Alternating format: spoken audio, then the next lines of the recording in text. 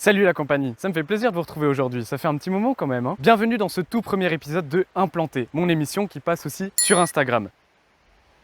Je vous conseille d'aller regarder, vous allez voir, il y a plein de trucs sympas. Il n'y a pas que des émissions qui parlent de plantes. J'espère que l'émission vous plaira. N'hésitez pas à me le faire savoir en commentaire ou en levant votre pouce vers le haut. Aujourd'hui, on va parler d'une petite fleur blanche aux propriétés assez particulières. On parle ici d'un genre qui comprend 450 espèces différentes, dont 15 sont répertoriées sur le territoire suisse. Cette petite fleur blanche ressemble beaucoup à l'iris des yeux. Vous ne voyez toujours pas de quelle fleur je parle? Les moyens de locomotion. Bon, et si je vous dis que l'espèce en question peut aussi se faire appeler casse-lunettes? Le guerrier ne répondit pas car il avait la bouche pleine. Ah oui, je vois, vous êtes en train de manger, ok.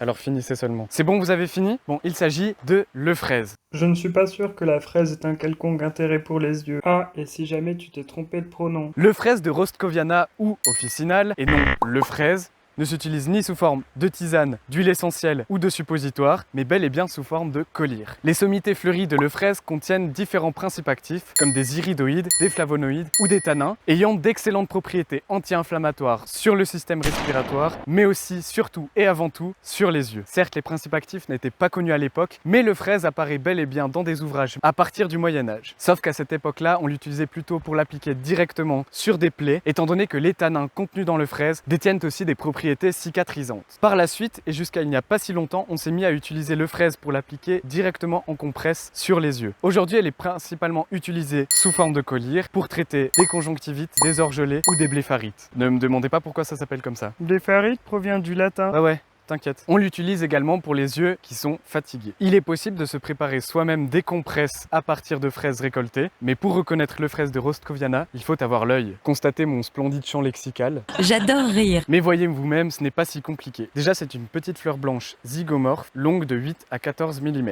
La partie supérieure du calice est souvent lilas, tandis que la partie inférieure est striée de petites lignes noires et marquée d'une tache jaune poussant. Ces feuilles vertes sombres, grisâtres, atteignent rarement plus de 15 mm de long. Leur pétiole est très court et ceci s'attache de façon alterne sur la tige. On la retrouve souvent sur des terrains assez humides, au-dessus de 500 mètres d'altitude et jusqu'à 1500 mètres. Normalement, avec toutes ces infos, vous devriez vous en sortir. Ah oui, encore une chose, cette fleur faisait partie de la famille des Scrofulariacées, tout comme la molène ou le fameux arbre à papillons, et elle fait aujourd'hui partie de la famille des orobanchacées, tout comme par exemple l'orobanche. Étonnant. Voilà, c'était tout ce qu'il y avait à dire sur cette petite fleur blanche. J'espère que ce premier épisode d'Implanté vous aura plu. Voilà, c'est tout ce que j'avais à dire sur cette petite fleur blanche. N'hésitez pas à vous anober et à activer la cloche. Retrouvez-moi sur Instagram si c'est pas encore fait. Et moi, je vous dis à la prochaine. Salut la compagnie.